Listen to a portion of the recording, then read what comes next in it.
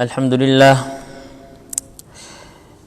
لله رب العالمين والعاقبة للمتقين والصلاة والسلام على سيد المرسلين۔ آپ تمام احباب کو آن لائن نماز کورس میں خوش آمدید۔ امید ہے کہ یہ جو کورس شروع کرایا گیا ہے اس سے آپ تمام احباب فائدہ حاصل کر رہے ہوں گے اور عملاً اس کو اپنا بھی رہے ہوں گے۔ کل آپ کے سامنے وضو کی سنتیں، وضو کا مسنون طریقہ اور وضو کی عملی مشق کرائی گئی تھی۔ آج آپ کے سامنے خشوع اور خضوع حاصل کرنے کا تیسرا طریقہ۔ شروع میں بتایا گیا تھا کہ خشوع خضوع حاصل کرنے کے کل 20 طریقے ذکر کیے جائیں گے، یعنی نماز میں دھیان اور توجہ حاصل کرنے کے کل 20 طریقے ذکر کیے جائیں گے، جن میں سے 2 ذکر کیے گئے تھے۔ نمبر 1 یہ تھا کہ اس تصور اور اس دھیان سے انسان نماز پڑھنے کے لیے آئے کہ میں اللہ کے دربار میں حاضری دینے جا رہا ہوں، اور دوسرا طریقہ تھا کہ انسان جب وضو کرے تو وضو کرتے وقت یہ تصور اپنے ذہن میں بٹھائے، یہ دھیان اپنے ذہن میں بٹھائے، یہ خیال لے کر آئے کہ اس وضو کرنے کی وجہ سے اللہ میرے اعضاء کے گناہوں کو دھو رہے ہیں۔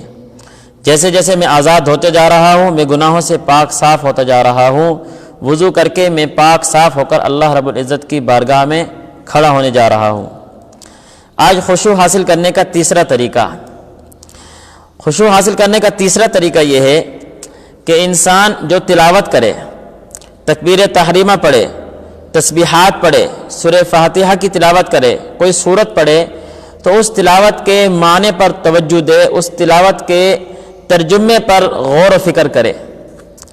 جب انسان نماز پڑھے گا اور اس کو پتہ ہوگا اللہ اکبر، اللہ اکبر کا معنی کیا ہے، اللہ اکبر کا تقاضا کیا ہے، اللہ اکبر کا مطلب کیا ہے، جب اس تصور سے وہ نماز پڑھے گا تو اس کا دھیان خود بخود نماز میں اور دل اس کا نماز میں متوجہ ہوگا۔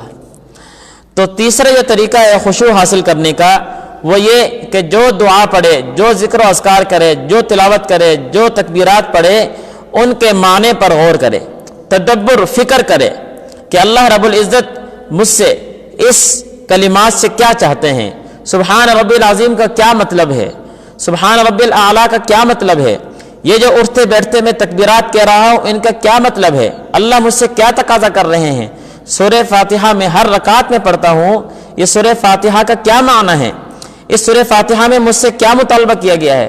جب ان چیزوں میں غور اور توجہ کروں گا تو امید ہے کہ انشاءاللہ نماز میں ہماری توجہ ہوگی، نماز میں ہمارا دھیان ہوگا، خشوع ہوگا۔ کہا جاتا ہے جب انسان تلاوت کرتا ہے تو اللہ اپنے بندے سے بات کرتے ہیں، اللہ رب العزت اپنے بندے سے ہم کلام ہوتے ہیں، اور جب انسان نماز پڑھتا ہے تو بندہ اللہ رب العزت سے، بندہ اپنے رب سے ہم کلام ہوتا ہے۔ تو انسان اس تصور سے کھڑا ہو کہ میں اللہ رب العزت سے ہم کلام ہو رہا ہوں۔ آپ جب کسی بڑے آدمی کے پاس جاتے ہیں تو وہاں پر کھڑے ہو کر آپ بے دھیانی سے بات نہیں کرتے، بے توجہ سے نہیں بات کرتے، وہاں بڑی توجہ سے سوچ سمجھ کر الفاظ بھی اتنی ادائیگی اور سوچ سمجھ کے نکالتے ہیں کہ کوئی بے ادبی کا لفظ نہ نکل آئے۔ کیوں؟ اس لیے کہ اس بڑے آدمی سے مجھے مطلب ہے، اس بڑے آدمی سے اپنا کام کروانے کے لیے گیا ہوں، تو یہاں تو مالک الملک، خالق کائنات ہیں، میں ان سے ہم کلام ہو رہا ہوں، میں ان کے سامنے کھڑا ہو کر اپنے مسائل حل کروا رہا ہوں، تو یہاں میں کس طرح بے دھیانی سے کھڑا ہوں گا۔ تو اس لیے یہ کہا جاتا ہے کہ جب انسان نماز پڑھتا ہے تو بندہ اپنے رب سے ہم کلام ہوتا ہے۔ اس لیے اس بات کا خیال رکھنا چاہیے کہ تیسرا جو طریقہ ہے خشوع خضوع حاصل کرنے کا، وہ یہ کہ انسان جب تلاوت کرے، تسبیحات پڑھے، دعائیں وغیرہ کرے، تکبیرات پڑھے تو ان کے معنی پر غور کرے۔ یہ انشاءاللہ یہ کورس ختم ہوتا ہے نماز کا، تو اس کے بعد ارادہ ہے آخری 10 صورتیں اور سورہ فاتحہ ترجمہ اور الفاظ کی ادائیگی اور تشریح سمیت مختصراً کورس کرایا جائے، تاکہ کم سے کم ہمیں آخری 10 صورتیں ترجمہ اور تجوید کے ساتھ تو یاد ہو جائیں۔ اب بہت افسوس کی بات یہ کہنا پڑتا ہے کہ اکثر ساتھی اس طرح کے آتے ہیں جن بیچاروں نے صرف ایک ہی صورت پڑھی ہوتی ہے، اور وہ ایک ہی صورت پڑھ رہے ہیں نماز میں، ہر رکعت میں وہی صورت پڑھ رہے ہیں۔ تو آپ مجھے بتائیں جب رٹی رٹائی تلاوت ہم کریں گے تو ہماری توجہ کس طرح آئے گی؟ جب نئی تلاوت ہم نہیں کریں گے، نئی جگہ سے ہم نہیں پڑھیں گے تو نماز میں توجہ کس طرح آئے گی؟ اس لیے یہ انشاءاللہ یہ کورس کرایا جائے گا، دعا کریں اللہ رب العزت صحت دے اور کورس کرانے کی توفیق عطا فرمائے۔ تو تیسرا جو طریقہ ہے، تلاوت، دعا، ذکر و اذکار کرتے وقت ان کے معنی پر غور کریں۔ اب نماز شروع کرنے سے پہلے چند شرائط ذکر کی جاتی ہیں، اس کے بعد انشاءاللہ آگے نماز شروع کی جائے گی۔ نماز شروع کرنے سے پہلے چند باتوں کا جاننا ضروری ہے جن کی وجہ سے نماز کی ادائیگی درست ہوتی ہے، جن کو نماز کی شرائط کہا جاتا ہے۔ پہلی چیز، جب نماز پڑھنے کا ارادہ ہو تو سب سے پہلے وضو کریں گے، جس طرح قرآن مجید میں بھی حکم آیا یا ایھا الذین آمنوا اذا قمتم الی الصلاۃ فاغسلوا وجوہکم، جب تم نماز کی طرف چلو، نماز ادا کرنے کا ارادہ کرو تو اپنے چہرے کو دھو، وضو کرو۔ اور وضو کا مکمل طریقہ، وضو کے سنتیں، وضو کے فرائض، یہ ساری کچھ آ چکی ہیں، یہ آپ نے تفصیل سے کل کے سبق میں اور پرسوں کے سبق میں پڑھ لی ہیں۔ نمبر 2، دوسری چیز نماز شروع کرنے سے پہلے وہ یہ ہے کہ انسان نماز کی نیت کرے۔ نیت کس چیز کا نام ہے؟ نیت کہتے ہیں دل کے ارادے کو، دل کے ارادے کا نام نیت ہے۔ زبان سے نیت کرنا ضروری نہیں ہے، آپ گھر سے نکلے اور آپ کو پتہ ہے میں مغرب کی نماز پڑھنے جا رہا ہوں، نیت ہو گئی۔ آپ گھر سے نکلے، آپ کو پتہ ہے میں ظہر کی نماز ادا کرنے جا رہا ہوں، نیت ہو گئی۔ ہاں، اگر کوئی آدمی اس ذہن سے نیت زبان سے ادا کرتا ہے کہ توجہ نہیں رہتی، یا یہ کہ مجھے ذہان نہیں رہتا تو میں زبان سے نیت کر لوں، تو کوئی حرج نہیں ہے، جائز ہے۔ لیکن یہ ضروری سمجھ لینا کہ زبان سے نیت کروں گا تو نیت ہوگی، ورنہ نیت نہیں ہوگی، یہ غلط ہے۔ زبان سے نیت کرنا ضروری نہیں ہے، توجہ حاصل کرنے کا کوئی نیت کرنا چاہے تو کر سکتا ہے۔ تو پہلی جو چیز ہے وہ یہ کہ انسان دل سے نیت کرے، کیونکہ نیت نام ہی دل کے ارادے کا ہے۔ دل سے انسان یہ ارادہ کرے کہ میں فلاں نماز پڑھ رہا ہوں، میں فلاں عبادت کرنے آ رہا ہوں۔ تو دوسری جو چیز ہے نماز شروع کرنے سے پہلے وہ ہے کہ انسان دل سے نماز کا ارادہ کرے، دل سے نیت کرے۔ امام ہے تو امام مقتدی کی نیت کرے گا کہ یہ میرے پیچھے کھڑے ہو کے نماز پڑھ رہے ہیں میری اقتداء میں، اور اگر مقتدی امام کے پیچھے نماز پڑھ رہا ہے تو مقتدی نیت کرے گا امام کی کہ میں امام کے پیچھے نماز پڑھ رہا ہوں، یعنی نیت لازمی کریں۔ نمبر 3، تیسری چیز نماز پڑھنے کی جگہ وہ پاک ہو۔ جس جگہ آپ نماز پڑھ رہے ہیں وہ جگہ پاک ہونا ضروری ہے۔ اگر جگہ ناپاک ہے تو اس جگہ پر نماز نہیں ہوئے گی، الا یہ کہ اگر آپ ناپاک جگہ پر اتنا موٹا کپڑا بچھا لیں کہ نیچے کی نجاست نظر نہ آئے تو پھر کوئی حرج نہیں، پڑھ سکتے ہیں۔ لیکن اگر اتنا پتلا کپڑا بچھایا کہ نیچے کی نجاست نظر آ رہی ہے یا اس کا اثر اوپر آ رہا ہے تو پھر وہاں نماز نہیں ہوئے گی۔ اس لیے تیسری جو چیز ہے وہ ہے نماز پڑھنے کی جگہ پاک ہو۔ نمبر 4، لباس کا پاک ہونا ضروری ہے۔ جو کپڑے پہن کر آپ نماز پڑھ رہے ہیں وہ کپڑے پاک ہونا ضروری ہیں۔ اور یہاں یہ بات بھی توجہ سن لیں کہ بسا اوقات اس طرح ہوتا ہے جب انسان نماز پڑھنے کے لیے آ رہا ہوتا ہے تو بارش یا کیچڑ ہوتی ہے راستے میں، تو گزرتے ہوئے کئی موٹر سائیکل پہ جا رہے ہوتے ہیں یا ویسے ہی گزرتے ہوئے انسان کے کپڑے پہ چھینٹیں پڑ جاتی ہیں، تو جب بارش کا پانی ہے یا کیچڑ ہے، اگر اس کے بارے میں یہ یقین ہو کہ یہ پانی یا یہ کیچڑ ناپاک ہے، پھر تو اگر وہ چھینٹیں کپڑوں میں لگ جاتی ہیں تو کپڑے ناپاک ہو جائیں گے۔ اگر یقین نہیں ہے، ویسی شک ہے، تو کیچڑ اور بارش کا پانی اس کی چھینٹوں سے کپڑے ناپاک نہیں ہوتے، کپڑے پاک ہی رہیں گے، نماز پڑھنے میں کوئی حرج نہیں ہے۔ اور اگر ناپاک ہونے کا یقین ہے، پھر چھینٹیں لگ گئی ہیں، اگر ایک دو چھینٹیں ہوں تو پھر اس میں بھی کوئی حرج نہیں، نماز انسان پڑھ سکتا ہے۔ تو چوتھی جو چیز ہے وہ ہے نماز پڑھنے کے وقت، نماز سے پہلے جو ضروری ہے کہ انسان کا لباس پاک ہونا ضروری ہے۔ اور پانچویں چیز کہ انسان کا بدن بھی پاک ہو، جگہ بھی پاک ہو، لباس بھی پاک ہو، بدن بھی پاک ہو۔ بدن کا پاک ہونا بھی ضروری ہے۔ اور یہاں پر ایک بات میں ذکر کرتا چلوں کہ ناپاکی میں وسوسے کا خیال نہیں کرنا چاہیے، کہ بسا اوقات انسان کو یہ وسوسہ، یہ شیطان انسان ذہن میں یہ خیال ڈالتا ہے کہ بھئی تیرے کیا ہے کپڑے گیلے ہیں تو یہ پیشاب کے قطرے لگے ہوں گے، وسوسے کی طرف نہ جائے۔ ہاں، جب انسان تقاضا کرے، استنجا کرے تو تسلی سے کرے، قطرے جب تک نکل نہ جائیں اس وقت تک انسان باہر نہ آئے، پورا استنجا کر تسلی سے انسان قضاء حاجت پوری کر کے پھر انسان باہر نکلے تاکہ وسوسہ نہ پیدا ہو۔ اور پھر اگر وسوسہ آ بھی جائے تو وسوسے سے بچنے کا پھر علاج جو حدیث پاک میں ہمیں بتایا گیا ہے کہ انسان جب تقاضا کر کے فارغ ہو تو پانی لے کر ہاتھ میں جو شلوار ہے وہاں پر چھینٹے مار لے کہ بعد میں جب وسوسہ آئے کہ تیری شلوار گیلی ہے تو یہ پیشاب کے قطرے نہ ہو، تو انسان یہ ذہن میں لے کر آئے کہ یہ جو میں نے چھینٹیں ماری ہیں اس کی وجہ سے گیلی ہوئی ہے، تو اس سے وسوسے کی بیماری ختم ہو جائے گی۔ ورنہ انسان کو وسوسے کی بیماری لگ جائے تو پھر یہ بیماری ختم نہیں ہوتی ہے۔ اور وسوسے کی ایک علامت یہ بھی ہے کہ جب انسان وضو کرنے کے لیے آیا تو پھر انسان کے ذہن میں شیطان نے یہ خیال ڈالا کہ تیری شلوار گیلی ہے، یہ ناپاک ہے، اور تو انسان یہ سوچے کہ یہ خیال مجھ سے، یہ جو خیال اب مجھے آ رہا ہے یہ وضو کرنے سے پہلے بھی آیا تھا، اگر وضو کرنے کے ٹائم آ رہا ہے تو پھر یہ وسوسہ ہے، انسان کو پہلے یہ خیال کیوں نہیں آیا؟ تو شیطان پھر انسان کو ورغلا رہا ہوتا ہے اور الٹے سیدھے خیالات ڈالتا ہے۔ تو وسوسے سے بچنا چاہیے، ناپاکی سے بچنے کے لیے وسوسے کا اعتبار نہ کریں۔ یہ نمبر 4، 5 چیزیں ہو گئی۔ نمبر 5، چھٹی جو چیز ہے نماز ادائیگی سے پہلے، وہ یہ کہ نماز کا وقت بھی ہو، نماز کا وقت بھی ہو۔ اور عجیب بات ہے کہ آپ یہ سمجھیں کہ ہمیں یہاں پر نماز کے وقت میں نماز ادا کرنے کا حکم دیا جا رہا ہے، یعنی نماز کا اگر وقت نہیں ہے تو آپ نماز نہیں پڑھ سکتے۔ فجر کی نماز کا بھی وقت شروع نہیں ہوا، آپ فجر کی نماز پڑھنا چاہیں، آپ فجر کی نماز نہیں پڑھ سکتے۔ اس سے یہ پتہ چلتا ہے کہ اسلام نام ہی اس بات کا ہے کہ آپ مان کر چلیں، اسلام ماننے کا نام ہے، اسلام من مانی کا نام نہیں ہے، اپنی مرضی کا نام نہیں ہے، خواہشات نفسانیات پہ چلنے کا نام اسلام نہیں ہے۔ اسلام ہے آپ علیہ الصلوۃ والسلام کے طریقے کو مان کر چلنا، اللہ رب العزت کے احکامات کو مان کر چلنا۔ تو ہمیں حکم دیا جا رہا ہے کہ نماز کو اپنے اوقات میں ادا کرو۔ تو چھٹی جو چیز ہے نماز شروع کرنے سے پہلے جب انسان نماز پڑھ رہا ہو تو نماز کا وقت بھی ہونا ضروری ہے۔ اور مکروہ 5 اوقات ہیں جن اوقات میں نماز انسان نہیں پڑھ سکتا۔ ان 5 اوقات میں سے جو پہلے 3 اوقات ہیں وہ 3 اوقات ایسے ہیں کہ ان میں فرائض بھی ادا نہیں کر سکتا، اور جو دوسرے 2 اوقات ہیں، آخری 2 اوقات، ان میں نفل نہیں ادا کر سکتا، البتہ فرض ادا کر سکتا ہے۔ اس کے تشریح ذرا سن لیں گے۔ پہلے 3 اوقات جن میں فرائض بھی ادا نہیں کر سکتا، نمبر 1 طلوع کے وقت، سورج طلوع ہو رہا ہو، اس سورج طلوع ہونے کے وقت انسان فرائض بھی نہیں ادا کر سکتا، چاہے جائے کہ نفل ادا کرے گا۔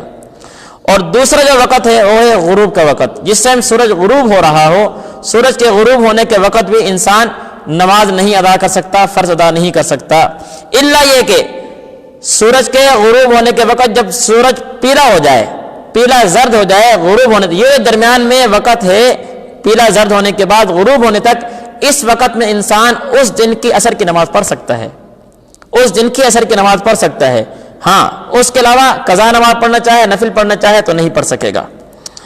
تو دوسرا جو وقت ہے غروب کا، مکروہ وقت، وہ ہے غروب کا، کہ غروب کے وقت بھی انسان نماز ادا نہیں کر سکتا۔ اور تیسرا جو وقت ہے وہ ہے زوال کا، کہ زوال کے وقت عین دوپہر، جس ٹائم سورج بالکل سر پر ہوتا ہے، درمیان میں ہوتا ہے، خط استوا جسے کہتے ہیں، بالکل درمیان میں جس ٹائم سورج ہو، زوال کا جو وقت ہے اس ٹائم بھی انسان نماز ادا نہیں کر سکتا۔ یہ 3 اوقات وہ ہیں جن میں انسان فرائض بھی ادا نہیں کر سکتا۔ سورج طلوع ہو رہا ہے تو اس ٹائم بھی انسان نماز ادا نہیں کر سکتا، اور سورج غروب ہو رہا ہے تو اس ٹائم انسان نماز ادا نہیں کر سکتا۔ لیکن میں نے بتا دیا کہ اگر سورج کی جو پیلا پن ہے وہ شروع ہو جائے تو اس دن کی عصر کی نماز اگر رہتی ہو تو وہ اس ٹائم میں پڑھ سکتا ہے۔ اسی طرح زوال کا جو وقت ہے اس میں بھی نماز ادا نہیں کر سکتا۔ ہاں، الا یہ کہ نماز جنازہ یا آیت سجدہ اگر اس اوقات میں آ جائیں، مکروہ اوقات میں آ جائیں، تو پھر ان کی ادائیگی میں گنجائش ہے، نماز جنازہ ادا کر سکتے ہیں، سجدہ تلاوت ادا کر سکتے ہیں۔ مطلب کیا ہے ان اوقات میں آنے کا؟ کہ پہلے سے تیار نہ ہو، کہ نماز جنازہ پہلے سے تیار تھا، اس کو مکروہ اوقات میں ادا کیا جا رہا ہے، نہیں اب نہیں ادا کر سکتے۔ ہاں، وہ نماز جنازہ جو میت ہے اس کو غسل وغیرہ دے کر فارغ ہی کیا ہے انسان اس ٹائم ہوا کہ مکروہ وقت چلنا شروع ہو گیا ہے، اب اگر وہ نماز جنازہ ادا کرنا چاہتے ہیں مکروہ اوقات میں تو وہ ادا کر سکتے ہیں۔ اسی طرح انسان تلاوت کر رہا تھا، جب آیت سجدہ آئی تو اس ٹائم مکروہ وقت چل رہا تھا، اب انسان اگر سجدہ کرنا چاہے کر سکتا ہے۔ یہ نہیں کہ پہلے سے اس پر سجدہ لازم تھا، سجدہ تلاوت، اب وہ مکروہ اوقات میں ادا کرنا ہے، اب نہیں ادا کر سکتا۔ تو نماز جنازہ اور سجدہ تلاوت اگر وہ ادا کرنا چاہے ان مکروہ اوقات میں، اگر وہ آ جائیں اس مکروہ اوقات میں تو پھر ادا کر سکتا ہے، ورنہ اس کی بھی گنجائش نہیں ہے۔ دوسرے 2 اوقات جن میں انسان نفل نہیں پڑھ سکتا البتہ فرض ادا کر سکتا ہے، وہ ہے عصر کے بعد سے غروب تک، یعنی عصر کی نماز کے بعد انسان سورج کے پیلا ہونے تک قضا نماز پڑھ سکتا ہے، لیکن جب سورج کی پیلا پن شروع ہو جائے تو اب اس وقت میں انسان اس دن کی عصر کی نماز ادا کر سکتا ہے، لیکن نفل نماز بھی نہیں پڑھ سکتا، قضا نماز بھی نہیں پڑھ سکتا۔ اسی طرح فجر کی نماز کے بعد جب سورج کی جو ہے زردی آ جانے تک، جب سورج نکلنا شروع ہو جائے تو اس فجر کی نماز کا ٹائم ختم ہو گیا، اب یہ سورج کی زردی آ گئی ہے، سورج طلوع نہیں ہوا تو یہ سورج کی زردی شروع ہو گئی ہے، اس اوقات میں بھی انسان نفل نماز ادا نہیں کر سکتا ہے۔ یہ 5 اوقات ہیں جو مکروہ ہیں، ان میں انسان نماز ادا نہیں کر سکتا۔ الا ایک بات یاد رکھیں گے کہ اس کے علاوہ مکروہ اوقات اور بھی ہیں جن میں انسان نماز ادا نہیں کر سکتا۔ مثال کے طور پر اقامت ہو رہی ہے، نماز کھڑی ہو گئی ہے فرض کی، تو اب اس موقع پر انسان سنت پڑھنا چاہے تو سنت ادا نہیں کرے گا۔ ہاں فجر کی سنت اگر رہتی ہو تو اس کے پڑھنے میں حکم یہ ہے کہ انسان فجر کی سنتیں ادا کرے اس وقت تک جب تک اس کو امام کے ساتھ آخر فرض میں بھی شامل ہونے کی گنجائش اس کے بعد موجود ہو، کہ اگر میں سنتیں پڑھ کر فارغ ہوں گا تو میں امام کے ساتھ نماز میں شامل ہو جاؤں گا، اتحیات میں شامل ہو جاؤں گا، سلام سے پہلے میں امام کے ساتھ نماز میں شامل ہونے کے امکانات ہوں تو پھر سنت پڑھے گا۔ سنت پڑھنے کا حکم ہے فجر کی سنت۔ باقی جو سنتیں ہیں، جو نماز شروع ہو گئی ہے اب سنت پڑھنے کا حکم نہیں ہے، اب سنتیں نماز کے بعد ادا کرے گا، نماز سے پہلے سنتیں نہیں پڑھ سکتا۔ اور ایک اور بات سن لیں یہاں پر فجر کی سنتوں میں، بعض احباب اس طرح کرتے ہیں کہ آئے نماز پڑھنے کے لیے تو آگے دیکھا نماز کھڑی ہوئی پڑی ہے، سنتیں حالانکہ وہ پڑھ سکتے تھے لیکن سنتیں نہیں پڑھی، وہ نماز میں شامل ہو گئے اور امام نے جیسے نماز ختم کی، اپنی نماز ختم کرنے کے بعد وہ اسی وقت سورج کے طلوع ہونے سے پہلے وہ اپنی سنتیں ادا کرنا شروع کر دیتے ہیں، یہ بھی غلط ہے۔ اگر سنتیں آپ نے فرض سے پہلے ادا نہیں کی اور سنتیں آپ کی رہ گئی ہیں، اب اگر آپ سنت ادا کرنا چاہتے ہیں تو وہ جس ٹائم اشراق کا وقت شروع ہوگا اس ٹائم سنتیں پڑھیں گے، سورج طلوع ہونے کے بعد پڑھیں گے، فجر کی نماز کے بعد طلوع ہونے سے پہلے آپ سنتیں نہیں پڑھ سکتے۔ 6 چیزیں ہو گئی۔ نمبر 7ویں جو چیز ہے جس کا نماز سے پہلے پورا کرنا ضروری ہے، سطر کا ڈھکا ہونا۔ سطر کسے کہتے ہیں؟ مرد کا جو سطر ہے وہ ناف سے لے کر گھٹنے تک، یعنی گھٹنا بھی سطر میں شامل ہے۔ مرد کا یہ حصہ سطر ہے کہ اگر ناف سے لے کر گھٹنے تک کے درمیان والا حصہ کسی اس کا چوتھا حصہ اگر ظاہر ہو گیا تو اس کی نماز ٹوٹ جائے گی، نماز نہیں ہوگی۔ یہ حصہ ہے مرد کے لیے۔ اور عورت کا جو سطر ہے وہ ہاتھ، پاؤں اور چہرہ، ہاتھ اور پاؤں، یہ 3 چیزیں، ان کے علاوہ باقی سارا جسم ان مرد کا عورت کے لیے سطر شمار ہوگا۔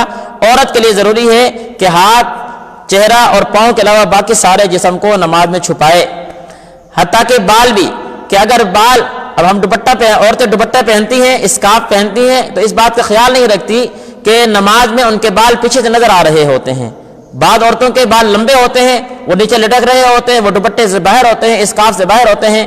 اگر بالوں کا حصہ وہ سارے حصوں میں سے چوتھائی حصہ ظاہر ہو رہا ہو تو نماز نہیں ہوگی، نماز دوبارہ پڑھنی پڑے گی۔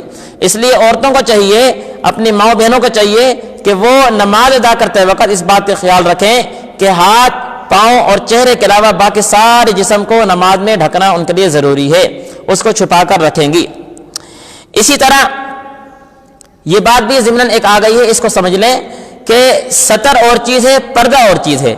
کہ آپ یہ کہیں گے جی نماز میں چہرے کا چھپانا ضروری نہیں ہے تو پھر نماز کے علاوہ چہرے کا چھپانا کیوں ضروری ہے؟ نہیں، وہ اور چیز ہے، سطر اور چیز ہے، پردہ اور چیز ہے۔ پردے میں چہرہ شامل ہے۔ قرآن مجید کا حکم ہے یدنین علیہن من جلابیبہن، کہ عورتوں جو ہیں وہ اپنے چہرے کو ڈھانپیں، وہ اس طرح کا کپڑا لٹکائیں جس کی وجہ سے ان کا چہرہ چھپ جائے، یہ حکم دیا جا رہا ہے باقاعدہ۔ حضرت عبداللہ بن عباس رضی اللہ تعالیٰ عنہ کی اس آیت کی تفسیر میں باقاعدہ وہ فرماتے ہیں کہ یہ عورتوں کو جو حکم دیا گیا ہے اس سے مراد ایسا کپڑا ہے کہ جس کی وجہ سے چہرہ چھپ جائے۔ تو پردہ اور چیز ہے، سطر اور چیز ہے۔ سطر میں چہرہ شامل نہیں ہے، ہاں البتہ پردے میں چہرہ شامل ہے۔ پھر نامحرم کے سامنے جائے تو پورا جسم عورت کا چھپا ہوا ہو، کوئی چیز بھی ظاہر نہ ہو رہی ہو۔ تو 7ویں جو چیز ہے سطر کا ڈھکا ہونا۔ 8ویں چیز قبلے کی طرف رخ کر کے سیدھا کھڑے ہونا۔ جب نماز پڑھنے کے لیے آیا تو انسان کا رخ قبلے کی طرف ہو، انسان قبلے کی طرف منہ کر کے کھڑا ہو۔ اور اس میں یہ بات خیال رکھیں گے کہ گردن جھکانا، سیدھا سینہ جھکا کر کھڑے ہونا، اس طرح کھڑے ہونا یا گردن جھکانا یہ ٹھیک نہیں ہے۔ چہرہ، سینہ انسان کا بالکل سیدھا ہو، قبلے کی طرف اس کا رخ ہونا چاہیے۔ اسی طرح اس بات کا خیال رکھیں کہ دونوں جو پاؤں ہیں وہ ان کا رخ بھی قبلے کی طرف ہو۔ اب بعض احباب اس طرح پاؤں کر کے کھڑے ہوتے ہیں، بعض اس طرح کر کے کھڑے ہوتے ہیں، بعض اس طرح ملائے ہوئے ہوتے ہیں، بعض اس طرح کھول کے کھڑے ہوتے ہیں، یہ طریقے خلاف سنت ہے۔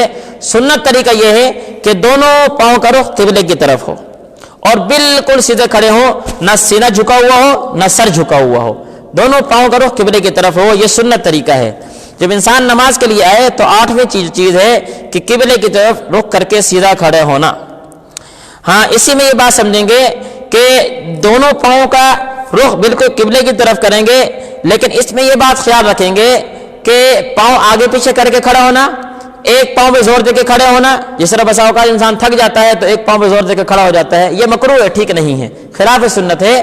دونوں پاؤں پہ وزن برابر رکھیں، دونوں پاؤں کا رخ قبلے کی طرف رکھیں، اور یہ بات بھی خیال رکھیں کہ جو حکم ہے کہ پاؤں کے درمیان جو فاصلہ ہو وہ کم سے کم 4 انگلیوں کا ہے، کہ 4 انگلیوں کا فاصلہ رکھے۔ لیکن اگر کسی آدمی کا جسم بھاری ہے تو اس کو اپنے جسم کے مطابق پاؤں میں فاصلہ رکھنے کی گنجائش موجود ہے، کم سے کم جو فاصلہ ہے وہ 4 انگلی، اس سے کم فاصلہ نہیں ہونا چاہیے کہ انسان پاؤں ملا کے کھڑا ہوا ہے، ایڑی ملائی ہوئی ہے، آگے سے پنجے ملائے ہوئے ہیں، یہ غلط ہے۔ کم سے کم فاصلہ 4 انگلی رکھے، نہیں تو اپنے جسم کے مطابق جتنا فاصلہ رکھ سکتا ہے اتنا فاصلہ رکھے۔ لیکن یہ کہ انسان پاؤں اتنے باہر نکال لے کہ انسان کے جسم سے پاؤں باہر نکل رہے ہیں، اور یہ جو ایڑی کو ایڑی سے ملا کر کھڑے ہونا، اس کا مطلب یہ نہیں کہ ایڑی کو ایڑی سے ملائیں، بلکہ اس کا مطلب یہ ہے کہ اپنی ایڑی دوسرے ایڑی کی سیدھ میں رکھیں۔ جس طرح یہ حکم ہے کہ کندھے کو کندھے سے ملا کر کھڑے ہوں، گردن کو گردن سے ملا کے کھڑے ہوں، گھٹنے کو گھٹنے سے ملا کر کھڑے ہوں، اس کا مطلب یہ ہے کہ ان کا رخ سیدھ ایک ہونی چاہیے، گردن سے سیدھ ہو، ٹخنا ٹخنے سے سیدھ میں بالکل برابر ہو، اور گھٹنا گھٹنے سے سیدھ میں بالکل برابر ہو، یہ مطلب ہے۔ یہ مطلب نہیں ہے کہ انسان کہے ایک دوسرے سے ملانا شروع کر دے، نہیں تو پریشانی شروع ہو جائے گی۔ اس لیے یہ جو حدیث میں آیا گیا ہے کہ ٹخنے کو ٹخنے سے ملائیں، اس کا مطلب یہ ہے کہ انسان ٹخنے کو ٹخنے کی سیدھ میں رکھے۔ تو پاؤں کے درمیان میں 4 انگلی کا فاصلہ رکھیں، اور اگر اپنا جسم بھاری ہے تو پھر جسم کے مطابق جیسے مناسب فاصلہ رکھ سکتے ہیں، فاصلہ رکھنے کی گنجائش ہے۔ آخری چیز آج کے درس کے حوالے سے وہ یہ ہے کہ مردوں کے لیے شلوار ٹخنوں سے اوپر رکھنا، پاجامہ ٹخنے سے اوپر رکھنا واجب ہے، ضروری ہے۔ اور یہ حکم صرف نماز کے ساتھ خاص نہیں ہے، بلکہ نماز کے علاوہ بھی یہ حکم ہے کہ انسان اپنے شلوار کو ٹخنوں سے اوپر رکھے، نماز میں بھی، نماز کے علاوہ بھی۔ یہ عورتوں کا حکم ہے کہ عورتیں اپنے ٹخنوں کو چھپا کر رکھیں۔ اس طرح عورتوں کے لیے نماز میں پاؤں کا بھی یہ حکم ہے کہ عورتیں اپنے پاؤں کو ملائیں، درمیان میں فاصلہ نہ رکھیں، پاؤں کو پاؤں کے ساتھ بالکل ملا کر کھڑی ہوں، درمیان میں فاصلہ نہ ہو۔ تو عورتوں کے لیے یہ حکم ہے کہ اپنے ٹخنوں کو ڈھانپ کر رکھیں، مردوں کے لیے حکم ہے کہ اپنے ٹخنوں کو ننگر رکھیں۔ حدیث پاک میں بڑی سخت وعید آئی ہے، آپ علیہ الصلوۃ والسلام نے فرمایا ما اسفل من الکعبین من الازار فهو فی النار، کہ جس آدمی کے ٹخنے ازار سے ڈھکے ہوئے ہوں، جس آدمی کی شلوار پاجامہ ٹخنوں سے نیچے ہو، فهو فی النار، اس کا یہ حصہ آگ میں جلے گا۔ اس طرح حدیث میں فرمایا ثلاثۃ لا یکلمہم اللہ ولا ينظر الیہم یوم القیامہ ولا یزکیہم ولہم عذاب علیم، کہ 3 آدمی اس طرح کے ہیں کہ اللہ رب العزت کل قیامت کو میدان حشر میں ان سے کوئی بات چیت نہیں کریں گے، ولا ينظر الیہم یوم القیامہ، اور نہ ہی ان کی طرف نظر رحمت کریں گے، ولہم عذاب علیم، اور ان کے لیے دردناک عذاب ہے۔ صحابی بیٹھے ہوئے تھے، فرمایا خوابو و خسرو، کہ اے اللہ کے رسول تباہ و برباد ہو گیا وہ آدمی، خیب و خاسر ہو، نقصان ہو گیا اس آدمی کا کہ جس کی طرف اللہ نظر کرم نہ فرمائے، جس کی طرف اللہ رب العزت ان سے بات نہ فرمائے، اور اللہ ان کی طرف کیا ہے دیکھے نہیں، ان کو دردناک عذاب دیا جائے گا۔ ایسا آدمی تو پھر وہ تو بیچارہ برباد ہو گیا۔ وہ کون ہے؟ حدیث میں آیا، آپ نے فرمایا المسفل ازارہ، ان میں سے ایک آدمی وہ ہے کہ جس کی شلوار ٹخنے سے نیچے ہوتی ہے۔ اب اندازہ لگا کتنے سخت وعید ہے، اور ہم میں سے کتنے ساتھی اس طرح کے ہیں کہ وہ اپنی شلوار ٹخنے سے نیچے رکھنے کا معمول بنا لیا ہے کہ ہماری شلوار ٹخنے سے نیچے ہوتی ہے، نماز میں بھی نہیں رکھتے، نماز کے علاوہ بھی ہم اس کی بات کا خیال نہیں رکھتے۔ اس لیے اس بات کا خیال رکھا جائے کہ ہماری شلوار ٹخنے سے اوپر ہو۔ تو آج کا درس کا خلاصہ یہ ہے کہ خشوع حاصل کرنے کا تیسرا طریقہ یہ ہے کہ انسان اپنی تلاوت میں، ذکر و اذکار میں، تسبیحات میں غور و فکر کرے، اور نماز سے پہلے جو چیزیں شرائط کے زمرے میں آتی ہیں ان کو انسان صحیح طرح ادا کرنے کی کوشش کرے۔